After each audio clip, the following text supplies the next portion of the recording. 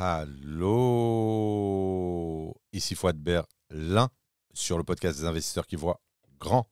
Bienvenue dans ce nouveau podcast 10M pour 10 millions, capital optimal de la magnifique position du Vachier. Je suis toujours à Berlin en compagnie de mon acolyte Hugo. Bonjour à toutes, bonjour à tous, bonjour Fouad. Toujours un plaisir d'enregistrer ces podcasts avec un sujet particulier, surtout sur Internet où on va voir un aspect contrarien, si on peut le dire comme ça, sur les réseaux sociaux, puisqu'on va parler de l'erreur stratégique de la résidence fiscale et ce que tu laisses quand tu changes de résidence fiscale ou que tu t'expatries dans une république bananière de l'océan Indien, notamment. On va parler, donc, expatrié physiquement résident fiscal français, qui est ta situation actuelle, c'est-à-dire que tu vis à l'étranger, mais tu as fait le choix de conserver ta résidence fiscale en France, alors que les gens font plutôt l'inverse. Tout à fait. Ils restent en France et essayent d'être résident fiscal à l'étranger. On va parler de la perte définitive du levier bancaire français au travers de l'expatriation. Et on va parler également quelque chose qui est beaucoup plus particulier et qui est très dur à conceptualiser jusqu'à ce qu'on y soit confronté, c'est le privilège monétaire de la nationalité. De la nationalité française dans notre cas, et d'être... j'avais dit dans une vidéo, je m'étais fait traiter de raciste sur ça, chose que je ne suis pas ou que je ne pense pas être. J'avais dit, quand tu t'expatries dans un pays, le bambou là, c'est toi. En disant, quand tu vas te présenter à une banque, c'est comme... c'est toi l'étranger. Tu sais, en Suisse, les Français sont qualifiés de bougnoules. Les Français sont les bougnoules de la Suisse. Un bougnoul, c'est les Arabes, Ce normalement. sont des étrangers, en fait. Ils les assimilent à des étrangers. Mais pour moi, la terminologie bougnoul voulait dire Mais l'idée, arabe. c'est que tu es toujours étranger, quelque part. D'accord. Non, mais c'est intéressant. Donc, on va parler de tout ça. Le but, c'est que ça soit sous forme de discussion. J'ai laissé Fouad structurer la chose et je vais chercher à apporter de la nuance sur certains points, sur certains éléments qu'on peut mettre en place pour une accélération et d'essayer de nuancer pour avoir le retour le plus objectif, tout simplement. Donc, sous forme de discussion. Voilà comment on va faire ce podcast. L'idée, c'est toujours, en fait, d'essayer de flirter avec le réel en se disant, je fais un diagnostic, j'ai des ambitions, quelles sont les forces et faiblesses de la France. Et à force de dénigrer ce pays, on en oublie ses forces. J'en avais déjà parlé en chute d'un podcast. L'idée, c'est de comprendre en fait que la résidence fiscale, ce n'est pas qu'un cadre ou un statut administratif. Et c'est là qu'on apporte en fait une très forte dose stratégique, c'est que la résidence principale est un levier de croissance patrimoniale. Donc ça dépasse largement le simple statut fiscal, le simple statut administratif. Ça, c'est hyper important à comprendre. Pourquoi est-ce que je dis ça? Parce que énormément de personnes qui ont de l'ambition en immobilier, qui s'expatrient fiscalement, n'ont pas conscience de l'impact du changement de résidence fiscale sur leur capacité à lever des fonds. Alors, je vais apporter la première nuance et pour se rapprocher de l'exactitude précise. Je dirais que les gens, et ça je l'ai déjà dit, j'ai accompagné pas mal de gens sur la partie internationale, c'est d'ailleurs comme ça qu'on s'est connus, Fouad. Les gens pensent qu'à l'étranger, tu sais, c'est un peu l'herbe est toujours plus verte ailleurs. Bien sûr. Et ils vont penser que l'étranger, ils vont avoir ce qu'il y a en France sans les inconvénients qu'à la France, qui sont nombreux. C'est la différence entre le dénigrement perpétuel et la critique réelle, si on peut le dire ainsi.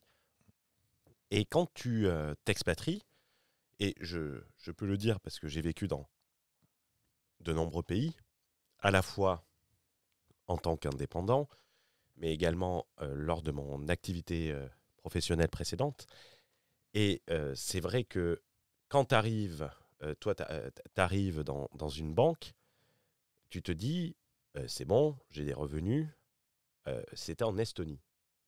D'ailleurs, où j'aurais dû enregistrer le banquier, chose que je recommande d'ailleurs, pour travailler ces entretiens bancaires. C'est un conseil que je donne dans le patrimoine exponentiel. Je suis arrivé chez le banquier, fleur au fusil, une somme importante, des déclarations fiscales, plus de 200 000 euros de revenus, pas pour envoyer des fleurs. J'avais toujours la précédente. C'était un appartement à 370 000 euros. Et là, je me suis dit, bon, yallah, banco. Ah, tu t'es dit, c'est une formalité administrative. C'est une formalité administrative. J'étais gérant en banque privée.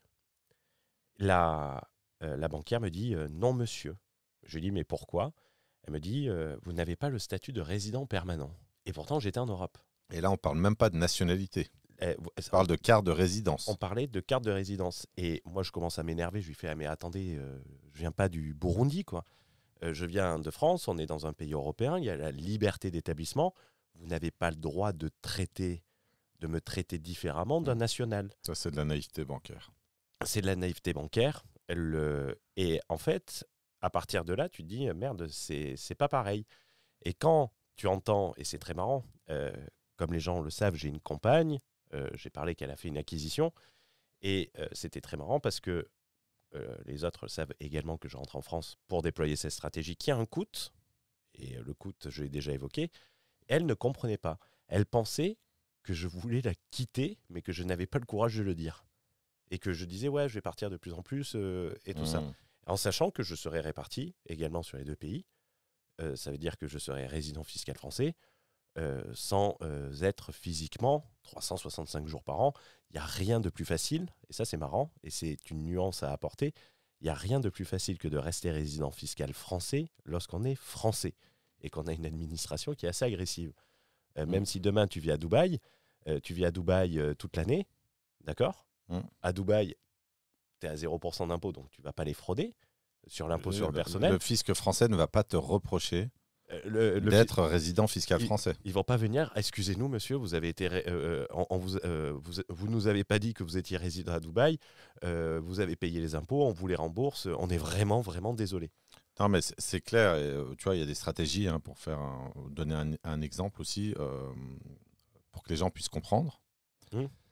C'est comme, je ne rentrerai pas dans les détails parce que c'est très technique, très pointu. C'est comme l'erreur en faveur du fisc qui t'arrange. Ouais. Est-ce que le fisc va venir te reprocher une erreur en sa faveur ou pas ? Évidemment qu'il ne te reprochera jamais une erreur en sa faveur. Donc la résidence fiscale française, compte tenu de l'état des finances publiques en ce moment, je veux dire, on est plutôt content d'avoir plus ou le même nombre de résidents fiscaux. Et c'est très marrant parce que des impôts, ça peut être remboursé. Ça peut être remboursé sur procédure. Tout à fait. Et c'était un cas, une anecdote. On avait racheté, dans mon précédent emploi, j'étais employé, je tiens à le préciser, pour pas que les gens pensent que je fais le roi des kebabs. On avait racheté une société qui avait coulé à cause d'un contrôle fiscal. Et en fait, on pouvait interjeter appel. Et le contrôle fiscal, c'était sur la TVA. C'était un gros importateur de véhicules d'occasion qui était en fait en fin de chaîne. Donc, ce n'était pas lui qui importait, mais il achetait à des mandataires qui faisaient la technique du Dubaïote, mais pour d'autres raisons, qui ouvraient la société, la fermaient, en rouvraient une autre, tu sais, sous les 3 ans. Ouais, ça s'appelle le carrousel de TVA. Voilà, et qui faisait comme...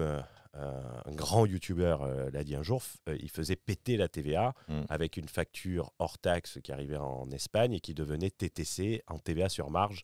Quand le véhicule revenait en France, ça leur permettait d'avoir 20% d'économie. Et eux avaient été en bout de chaîne, mais c'était énorme. Ils avaient payé, ça avait coulé la boîte. Et on avait repris cette boîte, on avait interjeté appel, on avait gagné au tribunal, cour administrative d'appel, cour administrative d'appel. Et l'argent a été rendu, mais ils avaient payé le contrôle fiscal peut-être 5-6 ans.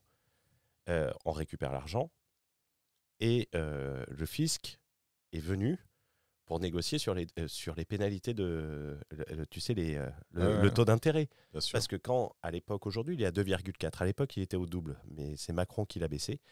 Il était à 4,8 sur des grosses sommes. L'effet cumulé, les intérêts composés, La 7e merveille du monde. c'est intéressant. Et ils avaient eu également le même problème avec le boss.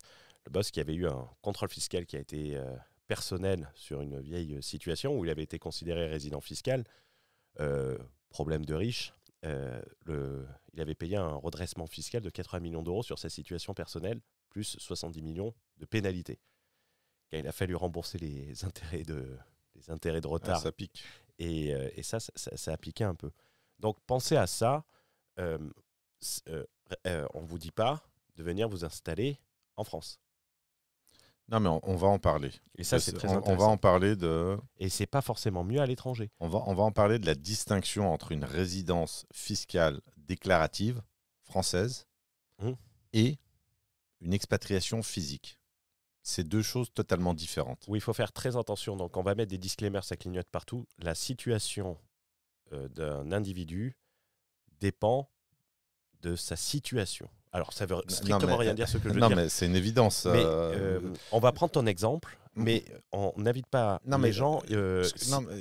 on n'est pas en train de dire que c'est ce qu'il faut faire. Je dis simplement, corrige-moi si c'est faux.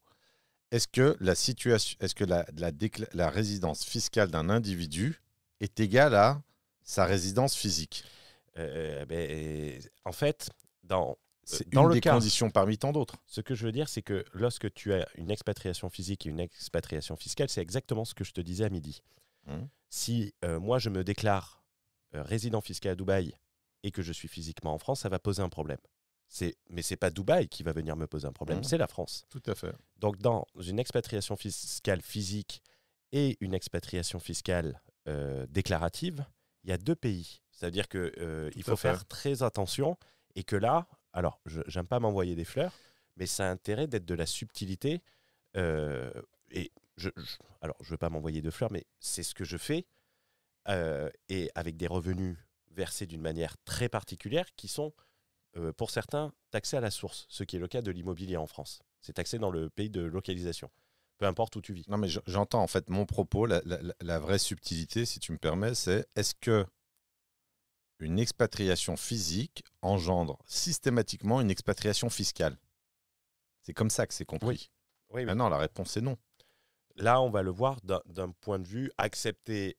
On va faire l'inverse de ce que les gens font, c'est-à-dire garder la résidence comme d'habitude, fiscale. Voilà, on va faire l'inverse de ce que la masse fait. Voilà, on va aller vivre à l'île Maurice. En fait, tu as très peu de gens, c'est comme la technique. Je me mets à l'IFI alors que je ne suis pas imposé à l'IFI, mais je vais me mettre à l'IFI, pas moi, c'est la technique. Je me mets à l'IFI volontairement pour augmenter la qualité de mon scoring bancaire. C'est totalement irrationnel, mais pas d'un point de vue bancaire et d'un point de vue stratégie. C'est un peu la même chose. Et en plus, il y a un droit. Avait fait un... Non, mais c'est pour donner des parallèles, en fait, parce que comme tu dis, on va faire exactement l'inverse de ce qui est fait, prôné, vendu par la plupart des gens. Voilà. Donc, le point qui est important à comprendre, c'est qu'en fait, la résidence fiscale française, elle conditionne en fait l'accès à quoi? L'accès au cartel bancaire. Ça, c'est hyper important et on a fait un épisode là-dessus. La France est un paradis bancaire avec sa production de crédit immobilier hors norme et finalement, cet accès, il est quand même conditionné. C'est une condition sine qua non, la résidence fiscale française. Alors, tu as dit un truc, je vais apporter un peu de nuance. Perte du levier bancaire français, non, ce n'est pas la perte totale, c'est une perte significative de puissance. Exact. Et tu vois, c'est très marrant parce que je me le suis mis et je vais saluer quelqu'un au passage que je connais qui aide les expatriés à investir en France. Et on le voit sur les sommes par rapport au salaire, par rapport aux professions. Tu peux toujours avoir accès au financement, tu es très limité, ça veut dire Banque nationale très difficile. Tu as le problème des sociétés de cautionnement qui niettent direct. Ouais, tu as les apports. Les apports, lui, arrive selon la banque, arrive entre 5 et 15. Non, mais alors, En moyenne, c'est 30. Sur des personnes répétitives, et je fais confiance à la personne pour Non, son bien sûr, mais en professionnalisme. fait, C'est Fred, et je voulais l'inviter au podcast. Non, mais en fait, si tu veux, il y a encore une distinction à faire. Il y a, je cherche un financement, ok, pas de souci. Je cherche la rafale de financement, Plus c'est difficile. une autre paire de manches. Voilà. C'est un peu, on en revient toujours à la taille de l'objectif. Donc, tu as ce point-là qui est fondamental. Et moi, j'en ai au point initial. Les gens n'ont pas conscience de l'impact de la résidence fiscale française dans le calcul de la notation du scoring bancaire de l'individu. Mais il me semble que sur certains statuts de SCI, les gens le mentionnent, résident au sens de la législation Non, mais ça, c'est française. encore autre chose. Il y a une matérialisation par document. Il faut Mm. présenter des documents qui justifient ta résidence fiscale française. Et ça passe par les invites d'imposition notamment. Tu sais pourquoi la France n'aime pas ça? Pourquoi les banques françaises n'aiment pas ça, pardon? Mais, d'abord parce qu'elles n'en ont pas besoin, premièrement. Et les étrangers C'est une perte de contrôle totale pour, de la lecture de l'individu en fait sur tes résidents fiscaux à l'étranger, tes cautions solidaires, et c'est sur la insaisissable. insaisissable, non. C'est que Façon de parler. ça va être excessivement difficile et coûteux. Donc, elles Et, n'aiment pas. donc, dès que tu mets de la résistance, et on l'avait dit Tout à dans fait. un podcast, et je l'avais dit sur une publication LinkedIn, une banque française gagne 30 000 euros de marge d'intérêt sur un prêt de 1 million sur 15 ans. Donc, c'est que dalle. Donc, limite, si elle a le moindre pet sur le dossier, elle va perdre quoi, 100, 150 ?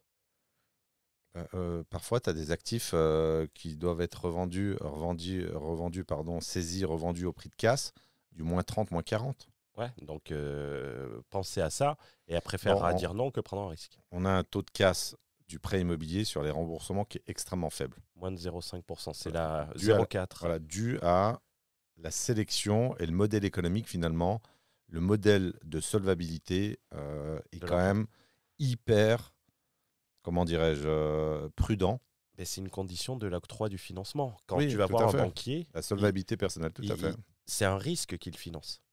Il faut qu'il soit sûr, 0,5% Alors, il ne de finance casse, pas un risque, il finance un profil, et ce qu'il veut éradiquer, c'est le risque. il Et veut pour ça, il a besoin de garantie. 99,5% de certitude que le prêt ira jusqu'à son terme. Et c'est quand même un niveau de certitude quand même qui est très élevé. Aux États-Unis, le taux de casse est 15 fois plus élevé. Et pour autant, il n'y a pas de crise bancaire. Ça ne m'étonne pas parce qu'en fait, alors il y a eu la crise des subprimes. Ouais. Ça, on ne peut pas le dire. Et ça a quand même été un tsunami à l'échelle Mais t'as eu mondiale. la même chose en Espagne. Mais attention, les États-unis, c'est quand même. L'Espagne, c'est différent. Ça a été une dérive dans la production de logements. Ouais, et tu avais aussi dans la production de crédit, parce que les corrélé. Espagnols, Elle est corrélée. les Espagnols te finançaient la voiture avec le prêt de la maison. T'achetais la voiture avec le prêt de la maison. Mais il y en a qui le font. Hein. Je connais des gens qui financent leur piscine avec le prêt immobilier. Ah d'accord, je savais. Tout est possible. Je disais du coup, comme on digresse, sortir en fait de cette résidence fiscale, c'est abandonner en fait une ressource extrêmement importante qui est le levier. Et là-dessus, il faudra qu'on fasse un épisode sur les outils d'enrichissement. Tu vois, j'en parlais avec Arnaud, qu'on salue au passage, Arnaud Labossière, c'est ça, qui a modifié qui a fait une transition sur son personal branding. Je parlais en fait il faut faire un diagnostic des outils d'enrichissement mis à ta disposition, fondés sur le principe de l'effectuation. Aujourd'hui, sur un enrichissement ex nihilo, c'est-à-dire à partir de rien, c'est quoi tes outils d'enrichissement? Si tu n'as rien, les intérêts composés, oublie. Tu n'es pas entrepreneur, tu es salarié ou cadre salarié, peu importe. Il ne te reste que le levier bancaire. Non, il y en a un peu d'autres. Non, mais on va schématiser. La vente de shit. Non, mais je parlais de voie légale, en fait. Donc, le kidnapping. Être un Mac. Le kidnapping d'investisseurs crypto. Être un Mac comme Hugo dans les pays de l'Est. Donc, j'espère qu'elle ne va pas traduire les épisodes en français, en en tchétchène. Non, mais grosso modo, t'es en train de me dire que ma compagne est une. Ah non, j'avais pas pensé ça comme ça. Tu vas Putain, perdre. T'es vicieux, toi. Hein Tu vicieux, tu vas perdre une deuxième dent, là. J'avais même pas pensé en plus. Non, j'avais pas pensé à la conséquence de ce que j'étais en train de dire. Donc, Essaie de réfléchir plus loin, tu vois. Essaie de voir plus loin. Essaie d'avoir de la vision un peu. j'ai une vision C'est infinie. Moi, excessivement généralement. énervant. Ouais. Parfois, je ne fais pas exprès de bien dire parfois. Donc, je sais plus ce que je disais. C'est que voilà, on pense que ça ne veut parler que de fiscalité, mais non, tu abandonnes un levier de richesse extrêmement important qui statistiquement est le levier de richesse dominant. Alors, tu vois, c'est très intéressant ce que tu dis et j'aimerais Merci. C'est rare pour être souligné. Mais alors, Et ce qui est aberrant, pour reprendre ce que dit GMK, là, GMK, ouais. ce qui est aberrant, c'est que tu le dis rarement, alors qu'en face, tu as quand même une rafale d'éléments quand même assez intéressants. Tu réécoutes les podcasts? Je réécoute systématiquement les podcasts. C'est très intéressant parce que en plus, ça peut te. Et c'est ce que je dis aux personnes, c'est que tu peux déployer un patrimoine et te casser ensuite. Et ça, c'est. Moi, je rentre en France, pas pour vocation d'y rester. Tu vois, que ça soit clair. Je dois être là pendant la phase de. Tu fais l'inverse de ce qui est fait. Et c'est là que je voudrais apporter. Pourquoi tu rentres au bercail? C'est là que je voudrais apporter de la nuance également, et très intéressante, parce que tu as deux solutions sur ça. Soit décaler ton expatriation, soit faire ton expatriation, aller très vite sur la constitution d'une épargne de meilleures conditions, le lancement d'un business, le lancement d'une activité, de la mise d'argent de côté. Si on suit les conseils du grand entrepreneur qui parlait d'accumulation du capital, après tout, à Dubaï, en 3 ans, non, en 7 ans, tu fais ce que tu ferais en 25 ans en France. Tu peux le faire et faire un retour temporaire. Où là, par contre, tu as intérêt d'être formé et d'être tout prêt et d'y aller en mode blitz patrimoine parce que plus tu attends, plus c'est long, plus ça te coûtera cher. Et quand tu t'expatries, tu as un autre avantage de taille, c'est que tu peux être sur des opérations à cash flow négatif excessivement patrimonial et te servir de l'expatriation. Et en fait, tu vas réduire ton imposition et cet écart d'imposition va être énorme parce que si demain, je mets par exemple sur un entrepreneur qui rentre, si je mets la moitié des charges sociales que je vais payer, ok, la moitié. C'est pas énorme. Non, mais la moitié des charges sociales que je vais payer, si je les mets en compte courant associé, oui. Quel est le cash flow négatif que je finance? Il est colossal. Donc, ça te permet de constituer des choses où tu auras toujours une demande. Tu vois, une maison à Saint-Tropez, à Mossane, là où, dans les Baux-de-Provence, du Megève ou... dans les stations, Deauville, Paris, Biarritz, le Touquet. Je sais, j'en viens. Alors, donc ce que je voulais dire, c'est qu'en plus cette expatriation peut te permettre de faire un parc excessivement qualitatif où tu vas pas avoir du squat, hein, où tu vas pas avoir de la moins-value et tu auras toujours une clientèle qui payera cash. Dans les Baux-de-Provence, est-ce que c'est un problème?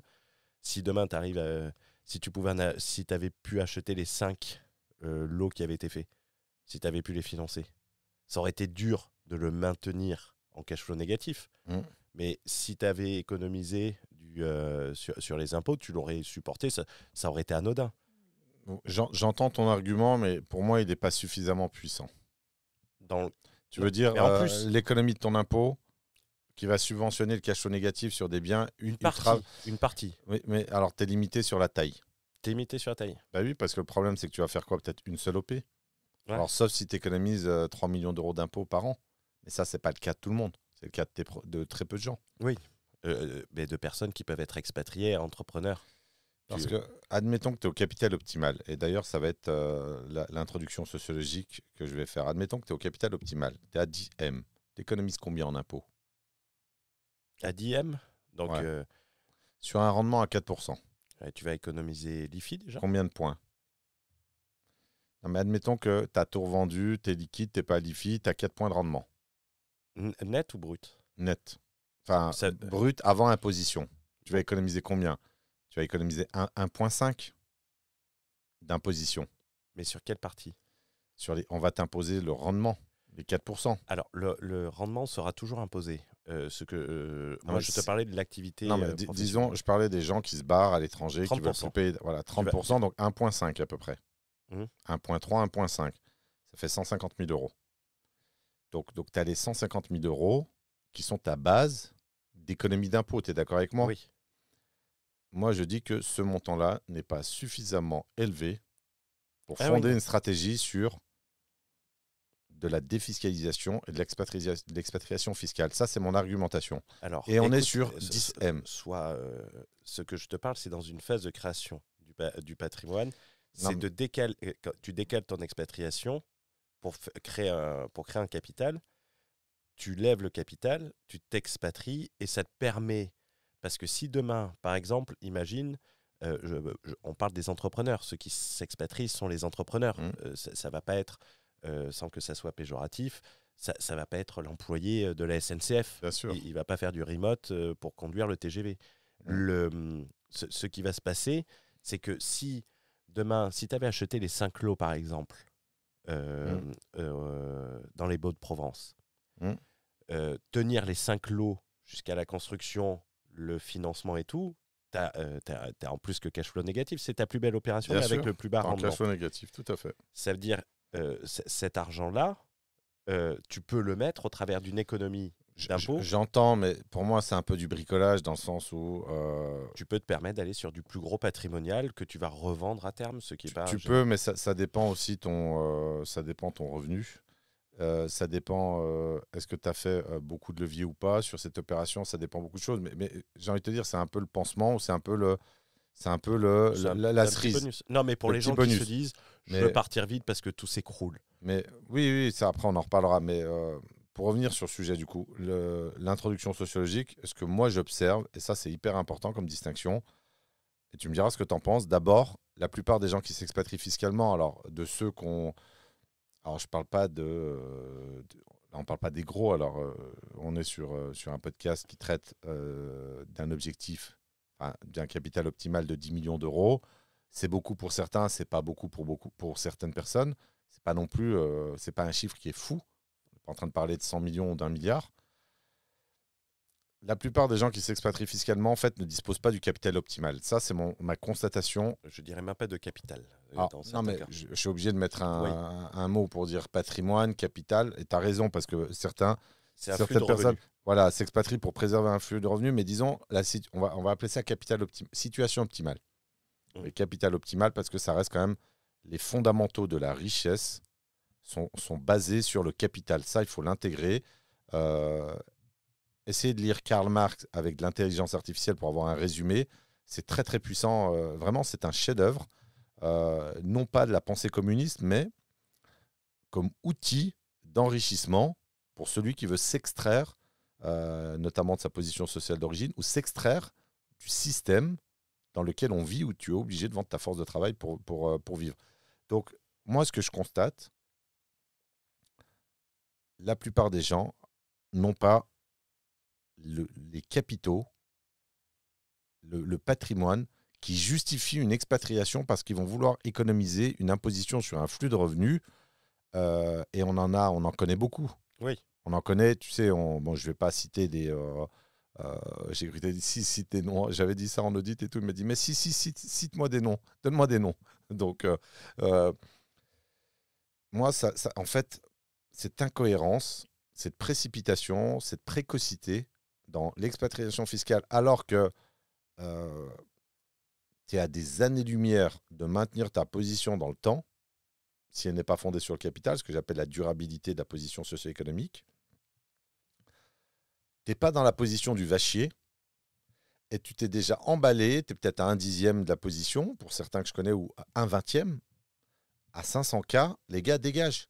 Et finalement, ça, c'est un problème majeur pour pouvoir continuer ton processus d'enrichissement, parce que si tu n'as que tes flux et que tu ne montes pas en puissance en stock sous levier, ça va être très long, très précaire, très fragile. Je ne sais pas ce que tu en penses là-dessus, assez court, mais c'est mon constat sociologique. C'est super intéressant et encore une fois, merci. Tu verras, là, cet épisode va être brillant. Pour parler, il pense que la capitalisation se fait, comme le disait j'en ai fait une vidéo d'ailleurs aux Philippines, comme le disait, je ne sais plus comment il s'appelle, ça fait 16 ans qu'il est sur les réseaux sociaux et ça te parle d'accumulation de capital. C'est qui Olivier Roland. Ah oui, non mais l'aberration, tu vois, ce qui m'a énervé, parce que j'ai vu la vidéo que tu as fait, ce qui m'a énervé, c'est la bassesse intellectuelle de ne pas prendre le temps de se remettre en question pour essayer de comprendre l'idée centrale que tu as tenté de propager. Après, j'ai fait 3 vidéos sur ce mec et sur les 3 vidéos, je lui ai prouvé qu'il avait tort. L'autre, c'était la fiscalité. Mais au travers de ça, ça fait 16 ans qu'il bosse, ça fait 16 ans qu'il parle de son blog. Ça fait 16 ans qu'il... Pourquoi, à ton avis ? Et quand j'ai enregistré la vidéo, j'avais la pub de son challenge de 5 jours, qui est quelque chose de très fatigant à organiser et très intense. Personnellement, moi, demain, j'ai 10 millions. Les challenges, tu veux travailler avec moi, je garderai une activité... Ouais, purement intellectuel, en fait. Purement intellectuel. De réseau. Et en mode, j'aime bien ces définitions de va chier. Tu veux travailler avec moi, ben, c'est ça. Tu veux pas travailler, ben, va chier. Alors, je rebondis sur ce que tu dis. Tu sais que j'aime beaucoup le contradictoire. Non, mais j'ai pas fini. J'ai pas fini. Et tu vois, moi, le retour en France, je l'ai calculé, chose qui est très rare, parce que j'ai calculé un impôt en plus. C'est-à-dire que, grosso modo, j'aurai cette économie dans l'autre sens. D'accord ? Cette économie, sur 10 ans, d'accord ? Sur 10 ans, c'est 1,5 million d'euros. C'est tous les impôts que je vais payer en France. Je peux rajouter, je n'aurai pas trop d'impôts sur les sociétés parce que le salaire est une charge déductible des charges. Déductible des charges. Ouais. Et cette somme, donc si je la garde 10 ans, c'est 1,5 million. Tu peux éviter de tripoter ton micro. En combien de temps je mets 1,5 million avec la stratégie que je vais déployer de côté en 10 ans, disons que je fais 5 millions. En 10 ans, j'ai combien de côté ? C'est coupé. Ah non, c'est bon. Il y a le micro qui buguait. Tu as fait les calculs parce que là, j'ai pas envie de faire les calculs. Ben, en 10 ans sur 5 millions, c'est 2,5 millions. La moitié, grosso modo, un peu moins de la moitié. Parce que en linéaire, c'est la moitié. En linéaire, c'est la moitié. Et 10 ans d'économie fiscale, ça fait 1,5 million. Non, mais là, tu es parti sur 10 ans en plus. Oui. En sachant que je n'aurais pas besoin de en réalité, j'aurais besoin de le payer que 3 ans et ensuite j'optimise. Ouais, je pense que 3 ans, c'est largement suffisant. Pour déployer. Mais alors, je sais pas, tu as fini ton argumentation ? Ouais, et quelqu'un qui va payer, qui fait 1 million d'euros de bénéfices en France, 1 million d'euros de bénéfices, c'est pas une somme ridicule. Il va payer 250 000 euros d'impôts. C'est ce que je disais dans la vidéo d'Olivier Roland. Tout à fait. S'il se verse 200 000 euros de dividendes, il va payer 60 000 à titre personnel. Le reste, c'est du résultat net. Et les gens disent, ouais, mais il reste sur la société. Chose à laquelle je réponds, si demain tu t'expatries et que tu te verses ce résultat, le dividende est taxé là où tu es résident fiscal, même si la société est ailleurs. Ça fait 60 000, ça fait 310 000 euros. Si tu pars à Dubaï et que tu payes 0 euros d'impôt, en 10 ans, tu auras mis de côté 3 100 000. Combien tu fais ? Et là, tu pars du principe qu'il n'y a aucun accident. Et c'est exactement ce que j'allais dire. Et pour ces gens-là, c'est exactement l'exemple de... Trouve-moi un infopreneur qui a fait 10 ans les mêmes chiffres. Ça n'existe pas. J'allais te dire, les pionniers se sont écroulés. Les entrepreneurs, exactement. Donc, sur ça, c'est pas assez rapide. Le levier fiscal n'est pas assez rapide. Le levier fiscal, par contre, est un excellent outil pour optimiser les rendements dans le capital. Ouais, parce que tu n'as pas trop de marge de manœuvre. Optimiser. Alors, dans la création, dans le processus de création d'un patrimoine, d'une richesse... Il est ridicule. Ce n'est pas un outil, ce n'est pas une stratégie. La défiscalisation n'est pas une stratégie pertinente pour s'enrichir. Pour rester riche peut-être dans un deuxième temps, mais pour s'enrichir, non. Et j'avais eu des gens qui m'avaient dit sur un podcast où j'avais été interviewé, ouais, limite si j'étais affilié aux services fiscaux de France, j'ai pas un plaisir particulier. Le seul plaisir que j'ai de rentrer en France quelquefois, c'est la bouffe. C'est le bon fromage, la bonne baguette, le bon croissant le matin, d'aller au maraîcher, chez le maraîcher, chez le fromager et tout. J'étais à Neuilly très récemment. Moi qui suis à l'étranger, ça coûte une blinde, ça, à l'étranger. J'étais avec ma compagne à Neuilly, et t'as une rue de commerçants. Elle me dit, ils sont trop beaux les légumes et tout. J'ai fait, regarde quelque chose de très marrant, regarde le prix. On est à Neuilly, donc on n'est pas... Elle a trouvé que c'était pas cher. Elle dit, mais ils ont l'air super bons et c'est moins cher que là où on est. Alors que le niveau de vie est, par rapport à Neuilly, 10 fois inférieur. J'ai fait, va voir le fromager, va voir le poissonnier et tout. Ça, c'est ce plaisir-là. Et moi, tu sais, j'ai ma théorie là-dessus. C'est pas dénigrant ce que je vais dire, hein. C'est une théorie sociologique. On a besoin du peuple pour maintenir des prix accessibles pour tout le monde et pour l'élite, sur la gastronomie notamment.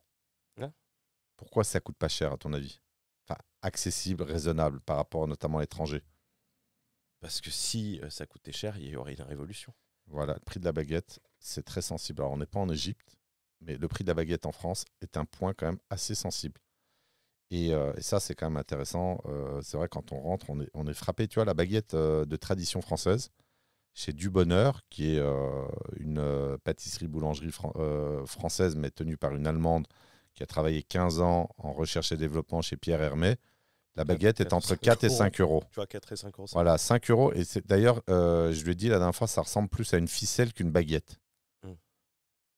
Ficelle ne commence pas à faire des... je parlais de baguette et de ficelle alimentaire. Tu sais, Elle prenait d'attendre. J'y ai même pas pensé, c'est toi qui y as pensé en premier. J'ai vu tes yeux briller, en fait, ça clignotait quand mais non, c'est juste que je suis fatigué. C'était une blague, évidemment. Donc, enfin bref, revenons sur le sujet. De mon point de vue, tant que tu ne peux pas dire non à ton banquier ou à un client, en fait, l'exil, c'est une stratégie qui est fondée sur l'illusion de richesse, et c'est une erreur stratégique majeure.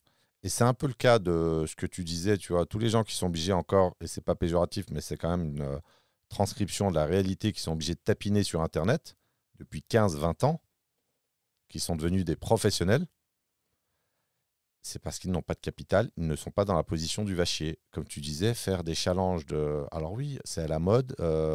D'ailleurs, je prendrai un des exemples, parce qu'il en a parlé lui-même, d'une personne qui est expatriée et qui, tous les jours, c'est devenu insupportable, jette son venin, crache au visage de la France.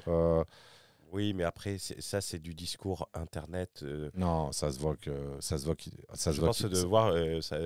on en parlera avec sa galère, son incapacité à lever, je ne sais pas, 300 000 euros à l'île Maurice, et encore moins en France. Ou plutôt l'inverse, j'ai envie de te dire. En France et encore moins à l'île Maurice.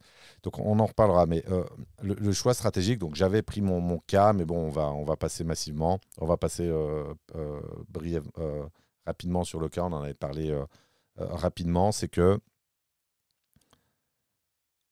la préservation, la conservation de ton statut fiscal, c'est quelque chose de fondamental qui doit être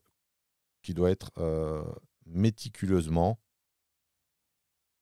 choisi, conservé, et pas se dire bon, moi si je vais... alors déjà, moi je ne suis pas dans un pays à fiscalité réduite. Je ne connais même pas le niveau de pression fiscale. Alors je sais que les prélèvements obligatoires en Allemagne sont inférieurs à ceux de la France, mais ça c'est dû pour des raisons de bonne gestion. Et d'un PIB qui est plus important. Non, je parle d'un pourcentage relatif au PIB.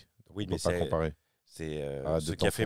Non, tu parles du PIB en valeur absolue ou en... Je te dis que les dépenses en Allemagne, elles sont déjà mieux contenues. Et surtout, l'économie, par rapport à... Quand tu compares... Non, tu compares depuis 1990, l'économie allemande a beaucoup plus progressé. Il y a un effet de rattrapage déjà sur la fusion des deux États. Mais au-delà de ça, c'est que ce n'est pas un pays low cost en fiscalité. Donc, Parce qu'en fait, j'ai des gens qui étaient intéressés par un mentorat et qui sont malheureusement établis à l'étranger et dans des zones, on va dire, pas très sexy d'un point de vue bancaire. Et c'est dommage parce qu'il y a l'ambition. Alors, il y a quelques solutions qu'on pourrait mettre en place. Ça, j'en parle durant l'audit. Mais en tout cas, c'est une erreur d'ampleur lorsque vous l'avez fait volontairement. Et là, c'est un salarié. Je Et pense là, que tu parles ouais, d'une île parle, dans les assurances. voilà, je parle du salarié, mais il y a aussi le cas de Charlotte également, qui est quand même très frustrée de ne pas pouvoir investir en immobilier massivement. Et le cas de Charlotte a une problématique différente en plus parce qu'elle est américaine. Et, Non, elle est française. oui, mais Elle est résidente américaine, américaine. tout à fait. Et les Américains ont une difficulté bancaire supplémentaire, c'est qu'un Américain, il y a de la déclaration complémentaire à faire qui s'appelle le FATCA. Et par exemple, moi, la femme de mon meilleur ami hollandais est américaine, résidente, mais tu sais, ils doivent payer l'impôt sur la nationalité. Les banques lui refusaient d'ouvrir un compte à cause de la compliance qu'ils devaient faire par rapport au fisc américain. On te le demande en banque si tu es résident américain. Parce que après c'est tout un truc.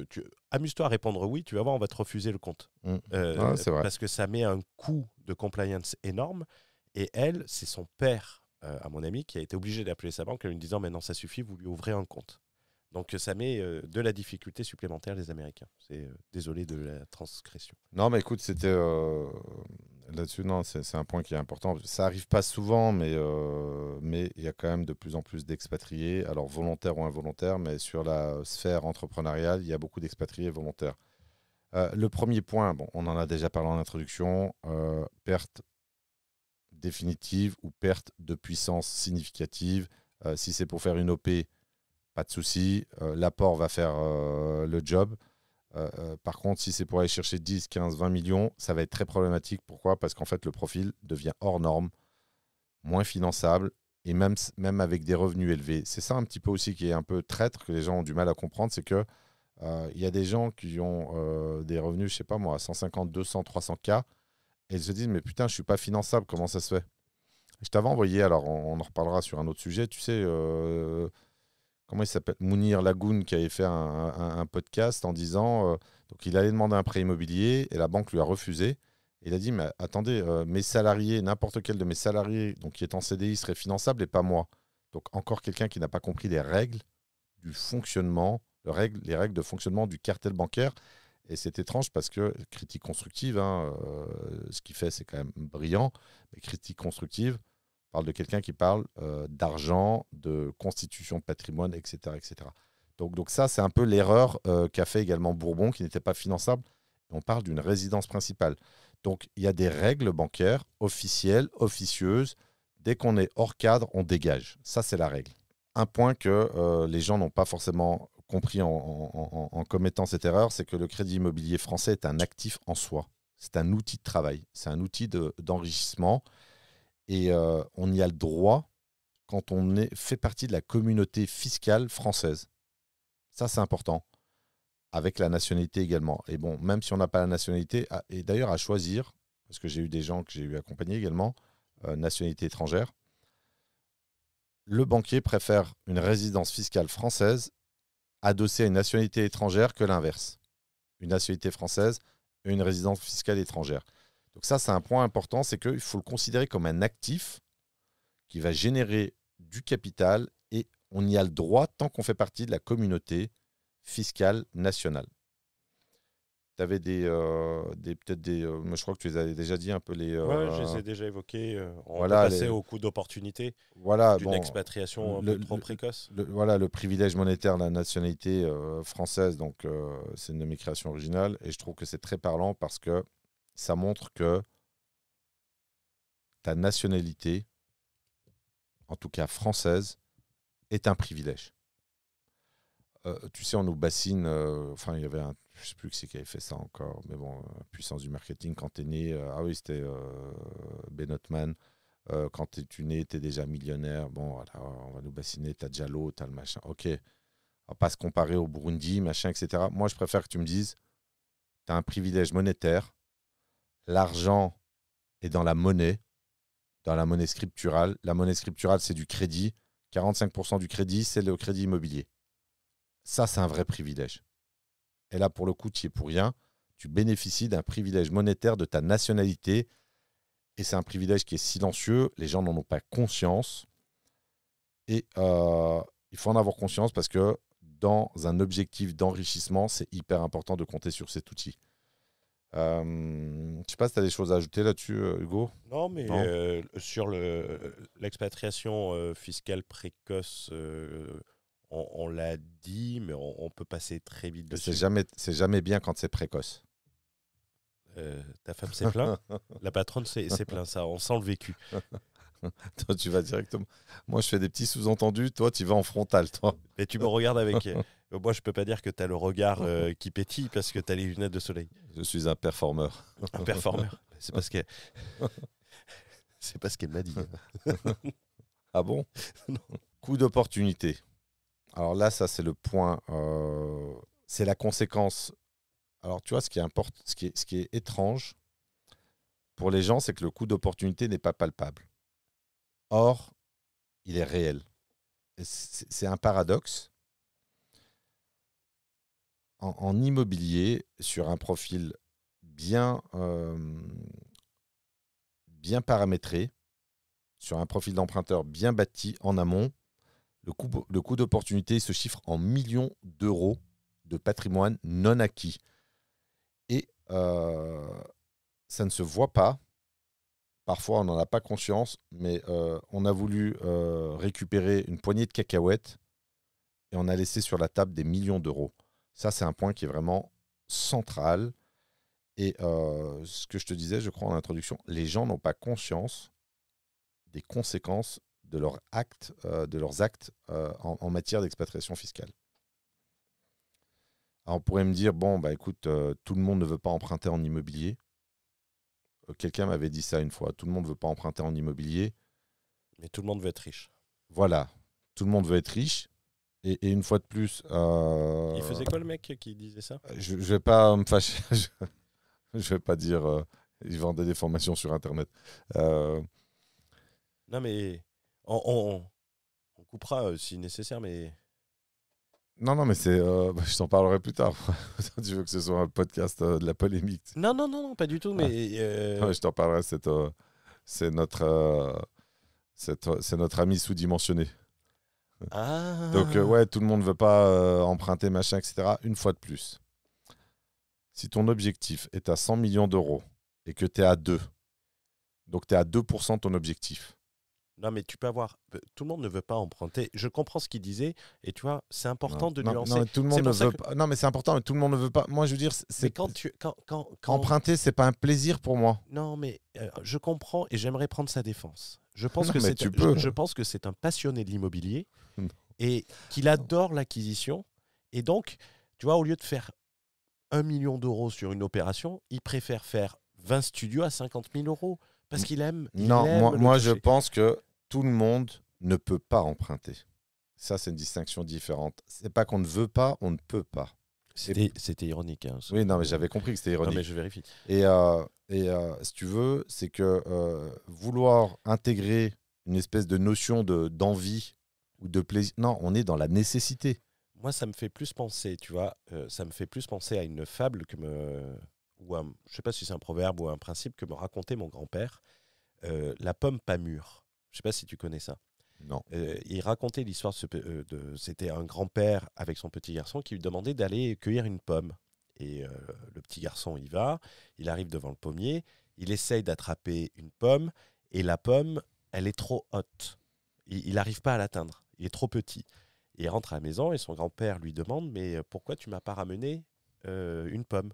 Et le petit répond « Les pommes n'étaient pas mûres. » Au lieu de dire quelquefois les gens vont dire ça parce qu'en fait ils peuvent pas le faire. Ils préfèrent dire que la pomme n'était pas mûre au lieu de dire « Non mais je pouvais pas l'attraper donc elle n'était pas mûre. » Ça me fait peut-être plus penser à ça parce que dans les actes, la personne dont tu parles, elle fait de l'immobilier.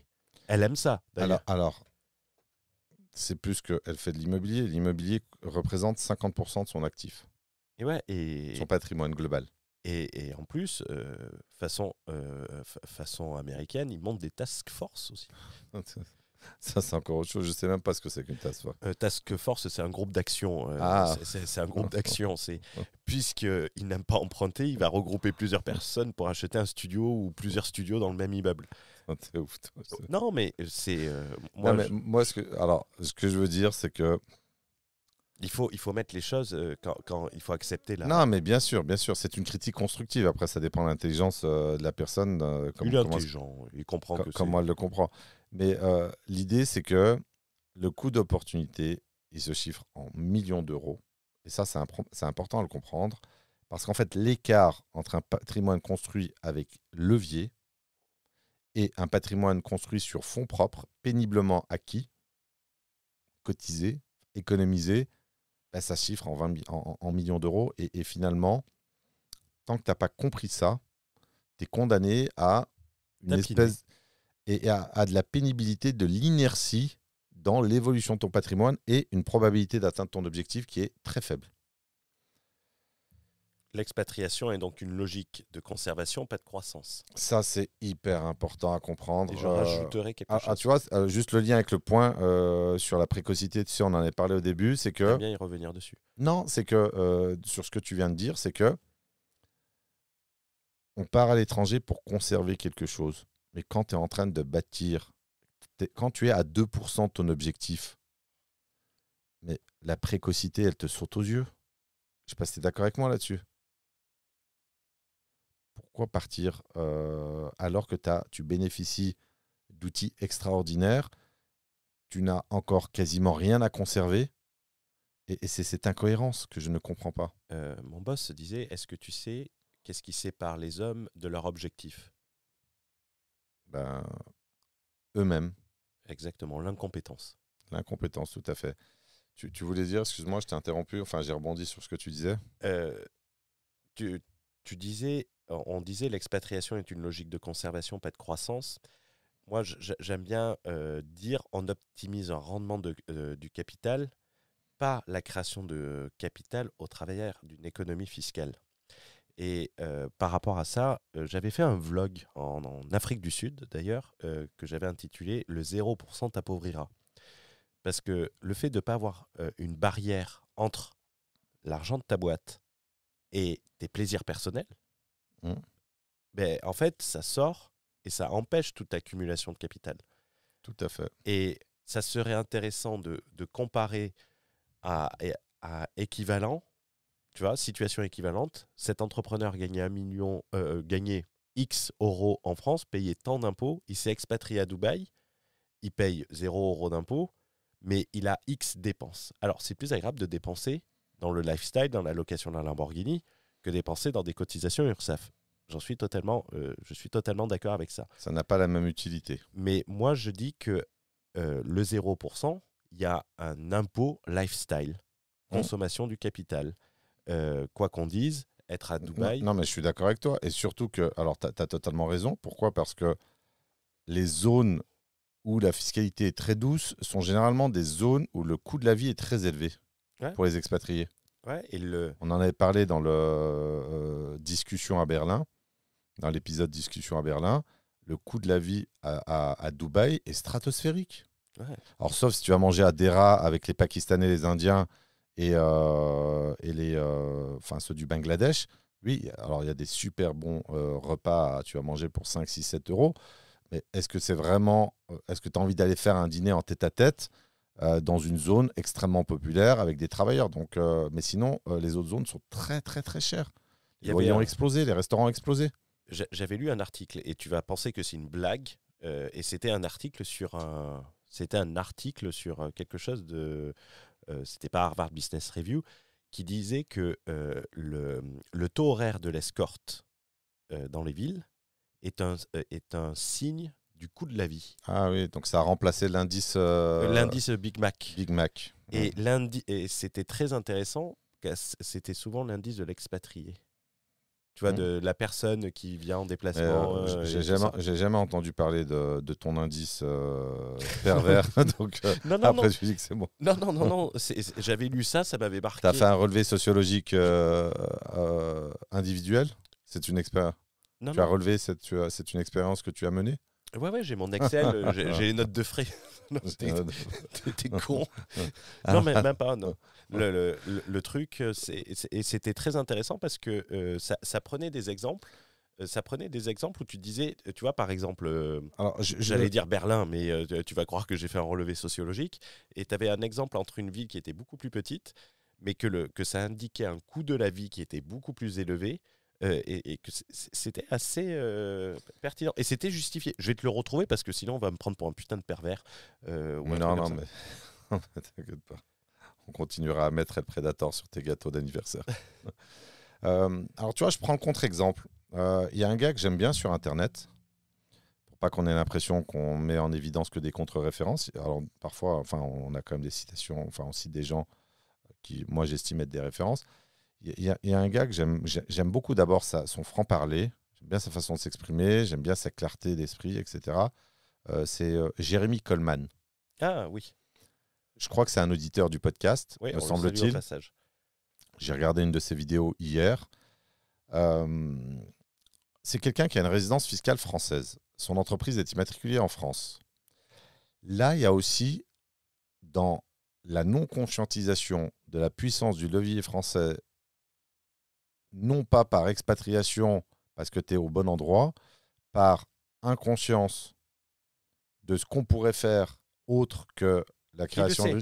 Il le sait. Non, c'est pour dire que tu peux aussi avoir une forme de... On avait échangé rapidement.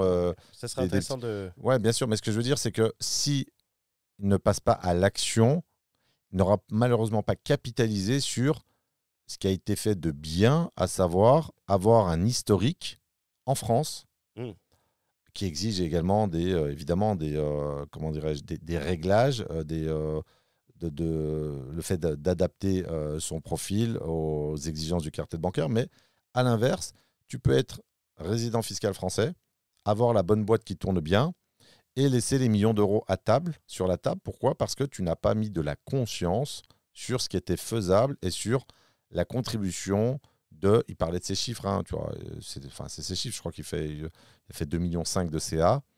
Le résultat, je ne le connais pas, mais il y a une vraie force de frappe bancaire et donc patrimoniale qui est intéressante pour quelqu'un qui ne s'est pas expatrié fiscalement, qui est en France, mais qui génère pour l'instant un coût d'opportunité. Bon, il est relativement jeune, donc c'est intéressant aussi de le voir sous les deux angles. J'avais échangé avec lui, et pas qu'avec lui, j'étais sur un mastermind, sur un Zoom dans un mastermind de Gerald Ford. Ford, je ne sais pas si tu vois qui c'est. Si, Nicolas m'en a parlé. Nicolas y est dedans. Et j'avais fait une intervention en disant, parce qu'il y en a pas mal qui sont en France dessus, et j'ai fait, mais avant de partir, vous devriez faire, profitez-en, allez-y, comme un bulldozer, quoi. Comme la Panzer Division sur la Pologne. Donc, pour être dans le politiquement correct. Mais tu vois, alors je fais un parallèle avec ce que tu dis. Le mot que je cherchais, en fait, c'est un problème de synchronisation. Je cherchais l'équivalent de timing, c'est synchronisation. Et là, tu parles du blitz, de la blitzkrieg. Elle est basée sur une synchronisation millimétrée. Donc, c'est important de penser à la synchronisation de son départ. Et je ne suis pas contre peut-être qu'un jour, je m'expatrierai fiscalement. C'est pas demain la veille, évidemment. Mais je ne suis pas contre. Mais ça se synchronise, ça se pense. Et le fait de le faire de manière précoce, ça a vraiment des conséquences très importantes. J'aime beaucoup cette citation de Louis XIV. C'est toujours l'impatience de gagner qui fait perdre. C'est vraiment, en fait, une citation où on a un sous-jacent qui nous intéresse. Le bon moment, en fait, il n'est jamais fiscal, il est stratégique. Et voilà, donc sur ce point, très important de penser en amont quel est le meilleur moment pour pouvoir partir. La conservation, on en a parlé, tu en avais dit un mot, donc ça c'est super. Alors, sur quoi repose tout ça ? J'en avais parlé en mastermind, en intervention également dans un mastermind. Un autre mastermind, c'est le piège de la substitution, de la défiscalisation, c'est-à-dire que tout ça est basé sur un biais fiscal et en fait, on permute l'ambition et ce petit paramètre sous-jacent qui est la fiscalité. Il y a un truc que toi, tu as abordé sur des juridictions. Alors ça, c'était juridiction, tu sais, dont tu parles. J'ai pu comprendre AH, juridiction AH 1, 2, etc. Ces juridictions, en fait, on s'aperçoit de quoi? En fait, toutes les juridictions hors de France, on pourrait même mettre, j'avais mis ça pour du marketing, je dirais que celui qui veut faire du levier bancaire où pour lui l'expatriation est indispensable parce qu'il n'est pas d'accord. Il y a des gens qui partent parce qu'ils ne sont pas d'accord de contribuer Non, mais ça j'entends, mais à la base, je l'ai déjà entendu plusieurs fois, à la base, quand tu es brutalement honnête avec toi-même, est-ce que c'est quand même la fiscalité en premier ressort? Non. Toi qui connais bien. Non. Franchement, ils expriment leur ras-le-bol après avoir de la situation, après avoir exprimé leur ras-le-bol de la fiscalité. Ouais, mais tu as des gens, vraiment, hein, quelquefois, j'en ai vu, ils s'en foutent de payer le même impôt, mais ils veulent pas le payer D'accord. en France. Mais est-ce que c'est la majorité? Non, c'est D'accord. rare. Et quand tu es en Europe, tu vas y avoir assez facilement accès parce que tu as la condition de résident permanent, à part en Estonie, ce n'était pas le cas. Tu as ce statut de résident permanent. Quand tu vas dans un autre pays, tu vas à l'île Maurice. On salue les gens de l'île Maurice, on salue Cédric au passage. À l'île Maurice, tu es sur un titre de séjour. Oui. Comme le Malien quand il arrive en France. Tout à fait. Et qu'il n'est pas sous OQTF. Quand tu arrives là-bas, tu vas à une banque, soit elle va refuser de te prêter jusqu'à ce que tu aies le titre de résident permanent, ou soit elle va te prêter sur la durée de ton titre. Tu as une durée de 3 ans, on te prête pendant 3 ans. Ce qui est quand même très très court en durée d'amortissement. Bah, tu vois, ton anecdote tombe à pile. C'est le problème. Donc je parlais des juridictions à fiscalité très douce. Ce qu'on appelle les paradis fiscaux. En fait, un paradis fiscal, c'est rarement un paradis bancaire. Et encore moins un paradis bancaire du niveau de la France. Et ça, les gens ne l'ont pas compris. Ils vont découvrir en fait les galères du financement. Parce que la plupart des gens, si tu veux, qui vont s'expatrier pour des raisons fiscales, ils ont encore des besoins capitalistiques. Alors, est-ce que tu es d'accord avec moi là-dessus? Je vais te corriger, les paradis fiscaux sont généralement des paradis bancaires, mais juste pour planquer son fric. Non, moi je parlais d'un paradis bancaire au sens du levier bancaire. Du levier bancaire. Je faisais écho à la France est un paradis bancaire dans sa production de crédit. Mais la définition d'un paradis fiscal, c'est un pays qui remplit différentes conditions, dont paradis bancaire, c'est le secret bancaire, paradis juridique, la difficulté, et paradis... L'île Maurice, c'est un paradis fiscal? Dubaï? Ouais. Voilà. Est-ce que c'est un paradis bancaire en matière de production de crédit? Si tu vends du chichon et que tu veux le blanchir, c'est un paradis bancaire, oui. Mais au sens de la production de crédit. Ça y est, mon droit d'entrée sur le pays vient d'être révoqué. Voilà. Donc, autre point important, il y a un sentiment, là on va être dans la psychologie, tu vois. Je l'ai observé sur des gens qui étaient en panique et bizarrement sur des gens qui vendaient en plus de la formation immobilière. C'est une notion hyper importante, c'est ce que j'ai qualifié en fait, c'est la notion d'apatride. En fait, l'apatride bancaire, c'est-à-dire que l'expatrié en règle générale, on va dire expatrié précoce, qui n'a pas de capital optimal, qui n'est pas dans la position du vachier, est un apatride du levier bancaire. Pourquoi je dis que c'est un apatride du levier bancaire? Dans son point de chute, on n'en veut pas, c'est un étranger, et en France, on n'en veut plus parce que c'est un étranger fiscal. Donc là, il se trouve en situation d'être un apatride du levier bancaire français, et pour acquérir un bien, il va le faire cash, sans levier bancaire, en t'expliquant qu'il n'a pas le temps de lever les fonds. Ce n'est pas un problème de temps, c'est un problème de structuration, et tu es apatride. Et ça, il faut en prendre conscience. Tu vois, l'exemple que j'avais pris, dont je t'en ai parlé, c'est celui d'Alexandre Roth, qui fait un podcast. Roth ou Ross? Ouais, Ross, je sais pas, TH. Ouais, Alexandre Ross, t'as raison. Ouais. Alexandre Ross. Je pense peut-être en allemand, ça doit être Roth. Il a essayé je crois qu'il a acheté un terrain cash parce qu'il n'a pas eu de financement. Et pour le bâti, il a essayé d'avoir un financement. Il n'a pas eu de financement. Il se retrouve avec un terrain où il n'y a pas de financement pour le bâti. Et il a invité, je crois, 2 gars qui faisaient de l'IMO en exposant le problème. Il n'y en a pas un qui lui a dit, écoute, tu es un apatride, tu levier bancaire. Donc quand tu fais ça, tu es en incapacité de lever, je ne vais pas dire ce qu'un smicard serait en capacité de lever, mais presque un salaire médian. On parle d'une opération de mémoire de 300 000 euros. Donc ce n'est pas énorme. Donc cette notion, elle est hyper importante et évidemment, elle va impacter le choix en fonction de l'intelligence de l'investisseur. Autre point important, tu sais, je t'avais parlé de l'infrastructure publique. En fait, le crédit, ça relève de l'infrastructure publique et pas du droit individuel. Tu sais, les gens te disent « Ouais, mais moi, j'ai le droit, je ne comprends pas. C'est un scandale. » J'ai lu là sur LinkedIn il n'y a pas longtemps. Tu as répondu, en fait. Quelqu'un m'a tagué, tu sais, sur celle qui se plaignait du système bancaire français par rapport aux startups et l'innovation. Ouais, FinTech, ouais. C'est pas un droit individuel, le crédit. C'est un système, c'est une infrastructure publique. La monnaie est une infrastructure publique. Donc, quand tu ne rentres pas dans les cases ou que tu n'as pas compris la nature, le contour des cases, à part pleurnicher sur les réseaux sociaux, ça ne sert à rien.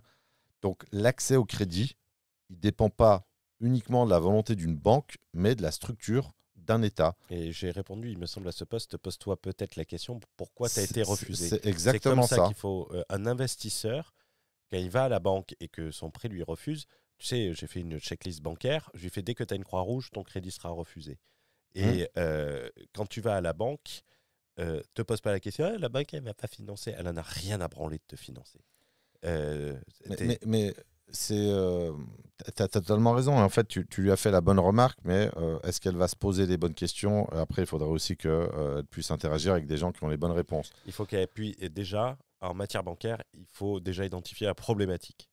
Une fois que tu as identifié la problématique, tu peux trouver la solution. C'est comme en médecine. Tu vois, je vais reprendre le cas de Mounir Lagoun. La solution, surtout qu'il a une boîte en forte croissance et qui est rentable, mais toi, salarié de ta structure. Et l'histoire est réglée. Alors, il faut savoir le faire. Il faut savoir le faire. Il y a des techniques à mettre en place. Mais ce que je veux dire par là, c'est que va continuer à pleurnicher, à subir le fait qu'il ne rentre pas dans les cases et la situation ne changera pas. Même pour quelqu'un qui a 400 000 abonnés sur sa chaîne YouTube, qui a une valorisation de sa startup plusieurs millions d'euros, même pour lui, les règles ne changent pas. Ce sont les mêmes pour tout le monde. Donc voilà. Y a un point qui est hyper important. Tu vois, je voulais te poser une question. Qu'est-ce qui est le plus grave d'un point de vue bancaire, quand tu t'expatries, en fait, et que tu souhaites revenir? Ce qui est un peu ton cas. Non, ne me regarde pas comme un détenu. Tout, ça va être l'historique. Voilà. Attention, je me suis expatrié. J'ai conservé mes comptes. Et l'historique, je vais le créer. Sur l'avis d'imposition. Après, toi, tu as des solutions, parce qu'on en a parlé, mais l'investisseur lambda. Je l'avais proposé moi-même dès le départ, cette solution. L'investisseur lambda. L'aspirant investisseur, ambition plusieurs millions. Qu'est-ce qu'il a fait en fait Moi, j'ai deux solutions. Non, mais avant de parler des solutions, le diagnostic. Il brise son historique. Ouais, moi, la lisibilité bancaire, elle n'est plus bonne. Moi, tous mes comptes sont restés. J'ai tous mes comptes français. Mais tu sais, les gens, on leur dit de tout couper. Exactement. J'écoutais, tu sais, tu l'avais vu la vidéo de... Comment il s'appelle celui qui était étudiant en médecine qui a arrêté Raphaël Carteni. Voilà, là il lui restait encore un ou deux biens, il veut tout couper, tu vois, il veut plus rien avoir à faire avec la France. Mais en fait, c'est son choix et je le respecte évidemment, mais là, tu vas effacer toute traçabilité bancaire, tout historique. Et là, c'est vraiment... Et c'est marrant parce que, tu vois, j'en ai fait une vidéo, je pense que tu l'as peut-être vue sur ma chaîne, où je suis revenu sur son bilan. Ah oui, sympa. Et en fait, tu voyais que c'est assez paradoxal. Il dit qu'il veut tout bazarder parce que la France chute, c'est le discours, libérer du capital. Et il te dit, moi je place, j'ai ça en placement, il te montre son compte de dividendes boursiers. le rendement, il est de 4%. Mmh. Si tu mets du rendement à 4%, mais en plus, tu auras créé plus de capital qu'avec tes actions à alors, dividendes. je vais rebondir sur ce que tu dis. Et c'est là qu'il faut aller vraiment dans le... Je ne dis pas que ce n'est pas le cas, mais il faut aller vraiment dans l'obscurité du mécanisme. Les 1,5 d'imposition sont vitales pour lui parce qu'il n'est pas dans la position du vachier. Il a besoin de cette économie qui fait la différence sur sa qualité de vie. D'accord. Parce que pour toi, tu te dis, et ce que tu dis est rationnel. Mais pour lui, la différence qui correspond donc à la taxation du rendement du capital, qui n'est quasiment plus en immobilier, donc il n'y a pas d'IFI, cette petite différence est encore vitale. Et ça, c'est quand tu n'es pas dans la position du vachier. On en revient sur la précocité, etc. L'idée, voilà, c'est quand on quitte la France, on brise l'historique, le track record, la traçabilité, et finalement, en fait, on efface la possibilité d'avoir en fait le levier, puisqu'on efface toute trace qui permettrait aux banques de se projeter sur la base des documents passés. On est dans une société d'écrit, ce n'est que de l'analyse de documents passés. Et pour l'anecdote, en parlant d'historique, ma dernière déclaration fiscale étrangère, les revenus sont au nom, l'entité qui verse les revenus et l'entité qui m'emploie quand je reviens. Donc, pour avoir la continuité. Pour avoir la continuité. L'illusion de la continuité. Pour avoir une illusion de continuité avec une déclaration plus élevée, avec une nomination de la structuration très particulière. Ça, c'est être malin. Ça, c'est être malin, et ça a été une stratégie. Et avec un discours préalable déjà préparé, j'étais en mission à l'étranger. C'est pour ça que ma déclaration de revenus était plus élevée à l'étranger, puisque j'avais une prime d'expatriation et j'ai fait matcher le salaire avec la prime d'expatriation pour que tout soit cohérent. Et j'ai nommé la société d'une société qui avait le même nom dans le pays que j'étais étranger. Donc, si c'est pas tout prédit parfaitement à l'avance, mais ça, c'est la stratégie que tu ne peux avoir qu'en étant accompagné. Tout est pensé, même les petits détails où on met toutes les chances de son côté. Moi, c'est hors de question que j'attende 1 an à me payer ces sommes-là pour me créer un historique. Là, parce que là, je jette de l'argent par les fenêtres. C'est là que la créativité fait la différence. Moi, le dernier point qui me paraît hyper important, là, ça va être un peu aussi un relevé un peu sociologique. Je pense que la plupart des gens, quand j'observe leur comportement sur les exilés fiscaux, c'est comme ça qu'on peut les appeler juridiquement, ils sont en exil fiscal, en expatriation. Ils ont cette impression, au fond d'eux, d'être en détention fiscale, d'être devenu une espèce de détenu fiscal, avec interdiction de rentrer ou d'entreprendre en France, à la Maison France, pour pas fragiliser l'exil fiscal. Ouais, mais ça, et tu as des gens qui disent, ouais, moi j'ai encore des jours à faire avant de... Et ça, c'est problématique parce que, au fond de toi, tu es français, tu aimes ton pays, tu aimes la bouffe. Ça, si tu veux, c'est sur l'expatriation. Les mecs, ils savent pas structurer une expatriation.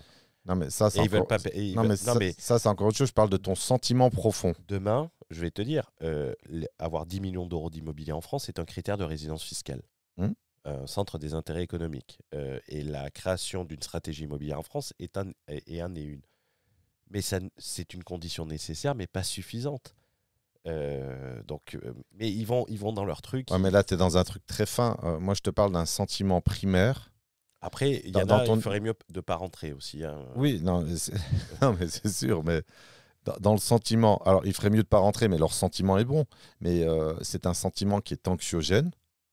Tu sais, je veux dire, tu peux cracher sur la France.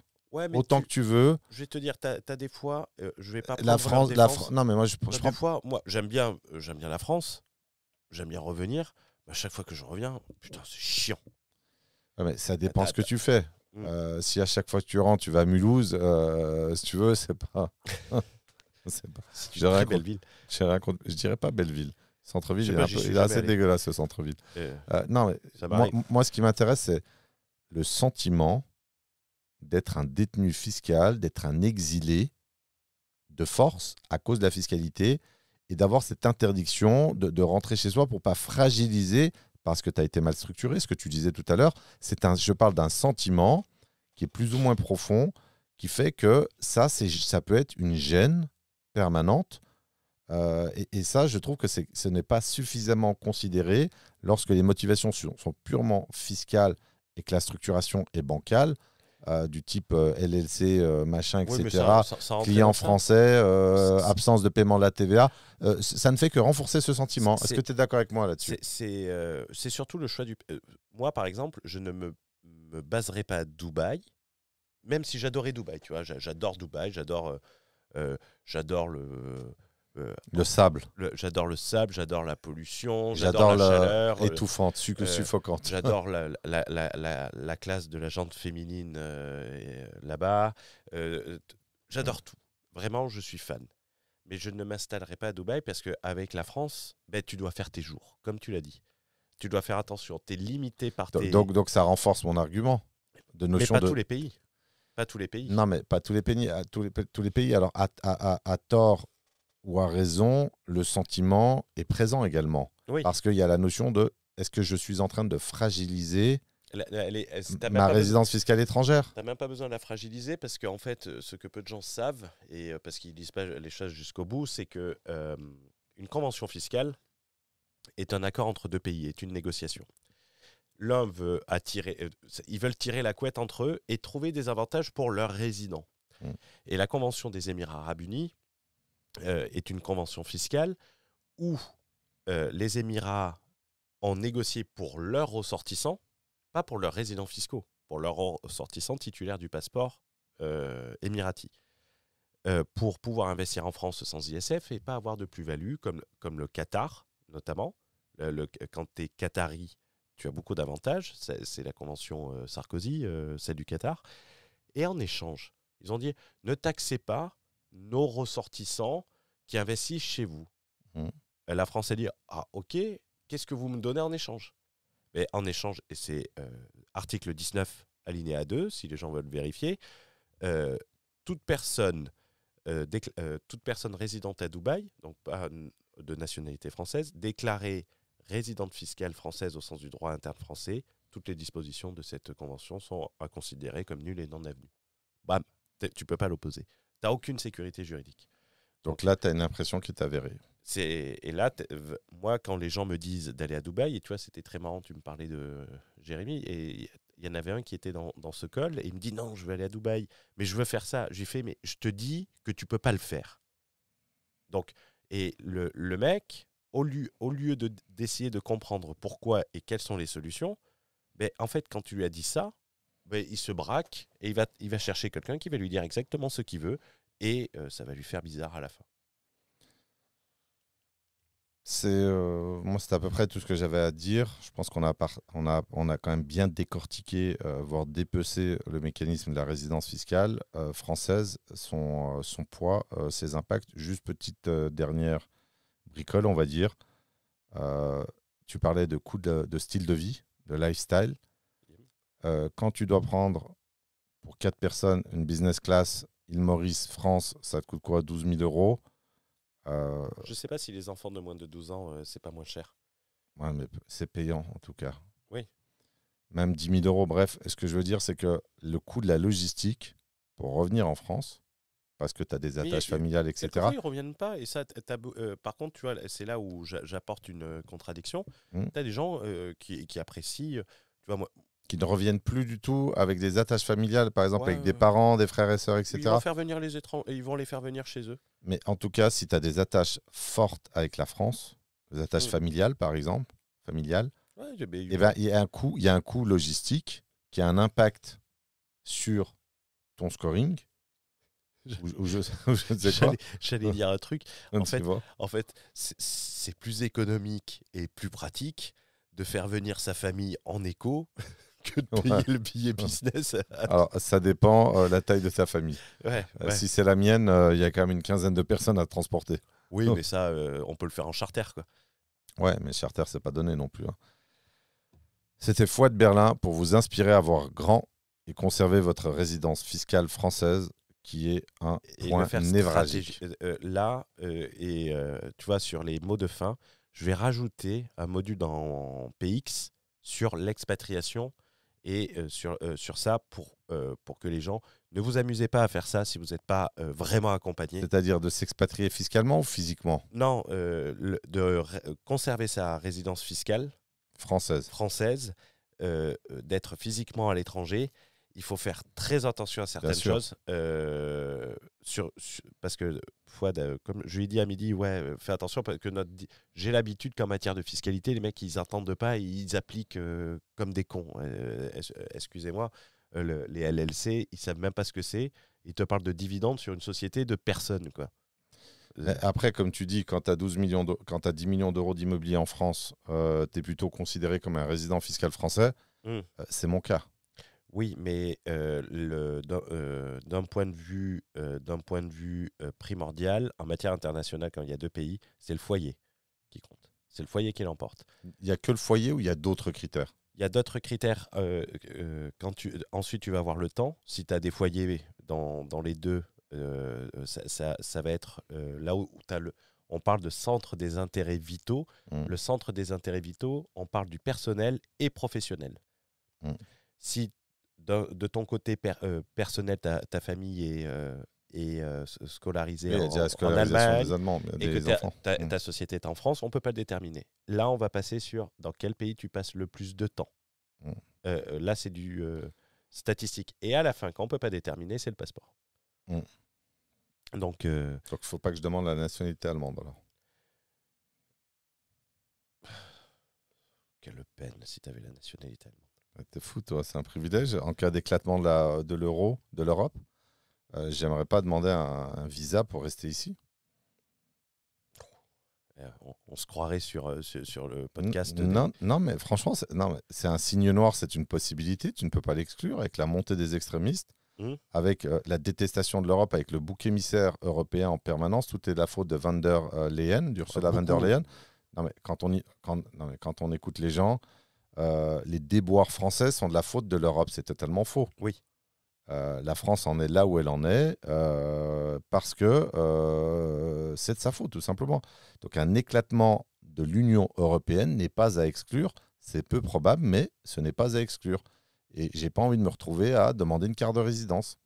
Et c'est pas pour moi personnellement, c'est dans le cadre de ma stratégie, de la stratégie éducative de mes enfants. Ouais. Donc tu vois, c'est pas. Je préfère penser en amont, me dire ok, ça s'est éclaté, j'ai le droit d'être ici, comme les Anglais. Ouais. Tu sais, les Anglais ont instauré un visa, machin, etc. C'est plus compliqué quand même aujourd'hui. Ah, mais c'est plus chiant. Merci. Au prochain podcast. Merci à toi, Hugo. Et on se retrouve très vite. À bientôt. N'hésitez pas à mettre des commentaires. Ciao, ciao.